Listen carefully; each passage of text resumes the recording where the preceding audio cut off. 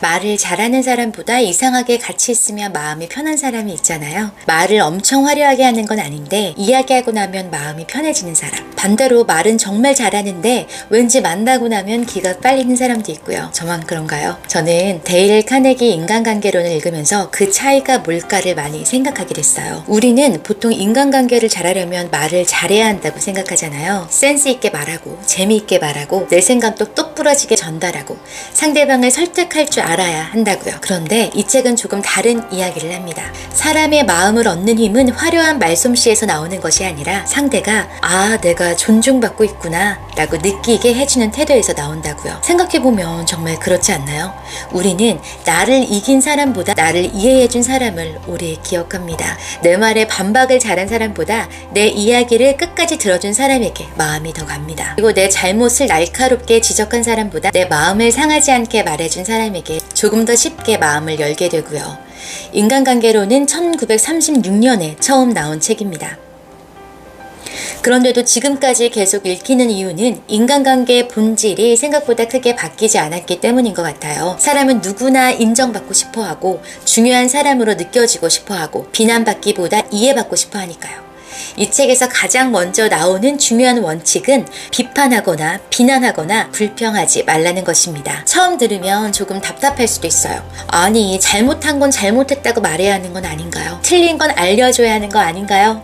맞아요. 저도 그렇게 생각했어요. 그런데 이 책이 말하는 건 아무 말도 하지 말라는 뜻이 아니더라고요. 사람을 비난을 받는 순간 자기 잘못을 인정하기보다 먼저 자신을 방어하려 한다는 겁니다. 예를 들어 우리가 누군가에게 너 왜 그렇게 했어? 그건 네가 잘못한 거야. 도대체 왜 매번 그래? 이렇게 말하면 상대는 내용을 듣기도 전에 마음부터 닫아버릴 수 있습니다. 그러면 그때부터 대화는 문제를 해결하는 시간이 아니라 서로를 방어하는 시간이 되어버리죠. 여러분도 이런 경험 있으세요? 분명 좋은 뜻으로 말했는데 상대는 기분 나빠하고 나는 또 속으로 생각하죠. 아니, 내가 틀린 말 한 것도 아닌데 왜 저래? 저는 이 부분 읽으면서 많이 뜨끔했어요. 나는 조언한다고 했는데 상대는 비난처럼 들었을 수도 있겠구나. 나는 도와주려고 한 말인데 상대는 공격받는 느낌이었을 수도 있겠다. 그런 생각이 들더라고요. 관계가 어려워질 때를 돌아보면 정말 중요한 건 내 말이 맞냐 틀리냐가 아닐 때가 많습니다. 내가 맞는 말을 했더라도 상대가 상처를 받으면 그 말은 관계를 망칠 수 있습니다. 그래서 이 책은 말합니다. 사람을 움직이고 싶다면 먼저 상대의 자존심을 건드리지 말라고요.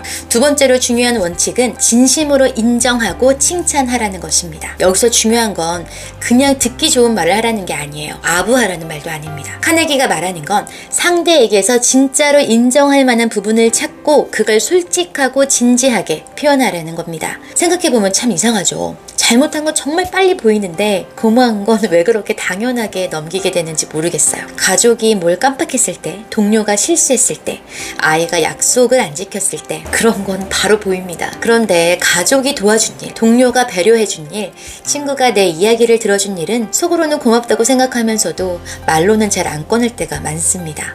그런데 사람은 자신의 노력을 알아봐주는 사람에게 마음을 열게 됩니다. 고마워. 그 부분 정말 좋았어. 네가 그렇게 해줘서 도움이 됐어. 이런 말은 작아 보이지만 상대에게는 굉장히 크게 남을 수 있어요. 관계는 대단한 이벤트 하나로 바뀌는 것이 아니라 이런 작은 인정이 쌓이면서 조금씩 달라지는 것 같습니다. 세 번째 원칙은 상대방의 진심으로 관심을 가지라는 것입니다. 이 책에서 반복해서 말하는 중요한 태도는 내가 어떻게 보일까 보다 상대가 어떤 사람일까에 관심을 가지라는 거예요. 그런데 우리는 대화할 때 솔직히 이럴 때가 더 많지 않나요? 상대가 말하는 동안에도 속으로는 내 이야기를 준비할 때가 많잖아요. 나는 뭐라고 말하지? 내 경험도 말해야지. 그건 나도 아는데 이렇게요. 저도 그래요. 상대 말을 듣고 있는 줄 알았는데 사실 머릿속으로는 제가 할 말을 준비하고 있을 때가 많더라고요. 그런데 상대가 진짜 원하는 건 멋진 조언보다 자신의 이야기를 들어주는 사람일 때가 많습니다. 카네기는 좋은 대화 상대가 되려면 잘 말하는 것보다 잘 듣는 것이 중요하다고 말합니다.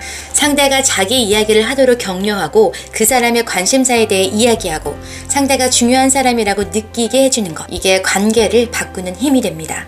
여기서 중요한 건 기술처럼 보이려고 하는 게 아니라 진짜 관심을 갖는 거예요. 사람은 생각보다 잘 압니다. 이 사람이 나를 이용하려고 듣는 건지 아니면 정말 내 이야기에 관심이 있는 건지. 그래서 인간관계로는 겉으로 친절하게 보이는 방법보다 상대를 진심으로 존중하는 태도를 더 중요하게 말합니다. 네 번째 원칙은 상대의 입장에서 생각해 보라는 것입니다. 인간관계가 어려운 이유는 대부분 우리가 각자 자기 입장에서만 보기 때문인 것 같아요. 나는 내 말이 맞다고 생각합니다. 상대도 자기 말이 맞다고 생각합니다. 나는 내 사정이 있고 상대도 자기 사정이 있습니다. 그런데 우리는 내 사정은 크게 보고 상대의 사정은 작게 볼 때가 많죠. 이 책은 사람을 설득하고 싶다면 먼저 상대의 관점에서 보려고 노력하라고 말합니다. 저 사람은 왜 저렇게 말했을까? 저 사람에게는 지금 무엇이 중요할까? 나는 내가 저 상황이라면 어떻게 느꼈을까? 이 질문을 해보면 말투가 조금 달라집니다. 상대를 이기려는 말에서 상대를 이해하려는 말로 바뀝니다.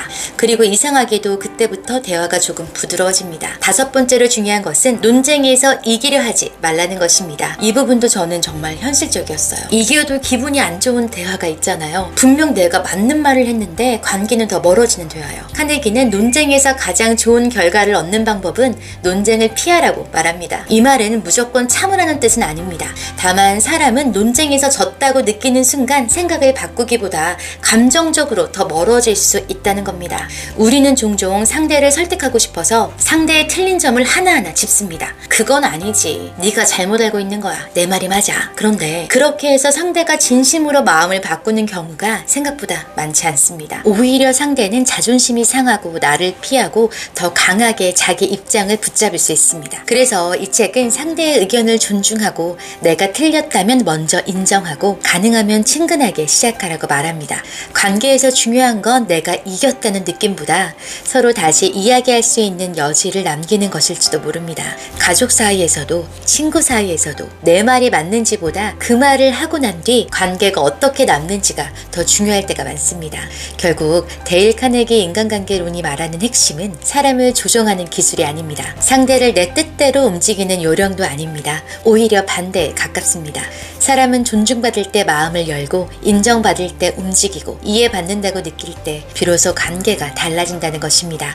말을 잘하는 것보다 상대의 마음을 살피는 것, 내가 옳다는 걸 증명하는 것보다 상대가 존중받는다고 느끼게 하는 것, 이게 이 책이 오래도록 읽히는 이유일지도 모릅니다. 오늘 딱 하나만 해보세요. 오늘 누군가와 대화할 때 조언을 먼저 하지 말고 딱 3분간 더 들어보는 거예요. 생각보다 어렵습니다. 상대가 말하는 중간에 내 이야기를 하고 싶어지고 조언해주고 싶고 그건 이렇게 하면 되잖아 라고 말하고 싶어질 수 있어요. 그래도 딱 3분만 상대의 이야기를 끝까지 들어보는 겁니다. 그리고 마지막에 진심으로 한마디만 해보세요. 그랬구나. 그 말 들으니까 네 마음이 이해된다. 그 부분은 정말 고생했겠다. 거창한 말이 아니어도 괜찮습니다. 사람의 마음을 여는 건 멋진 말보다 진심으로 들어주는 태도일 때가 많습니다. 오늘 내가 만나는 사람 한 명에게 비판 대신 이해를, 무관심 대신 관심을, 당연함 대신 작은 칭찬을 건네보세요. 관계는 거창한 말보다 이런 작은 태도에서 조금씩 달라지는 것 같습니다. 지금까지 옆집 엄마의 서주였습니다.